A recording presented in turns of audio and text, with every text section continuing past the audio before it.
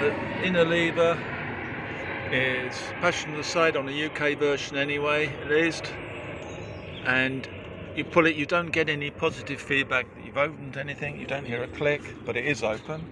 Round to the front, you've now got a finger gap. You find the badge, you find the nameplate there, you follow the little arrow there, you go above, your fingers now are on either side of the lever, which is attached to the car, not the bonnet. So this is what your fingers are desperately trying to reach.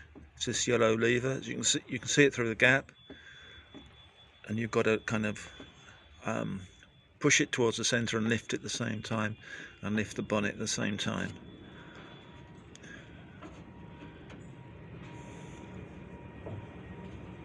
The bonnet strut is here.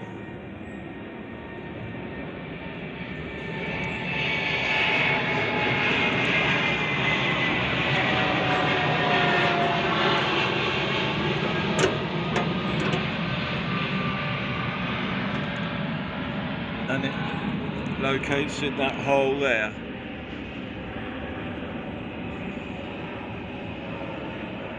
So let's put so you check your oil and water and anything else. You clip it back in, clip the strut back in, and the trick is to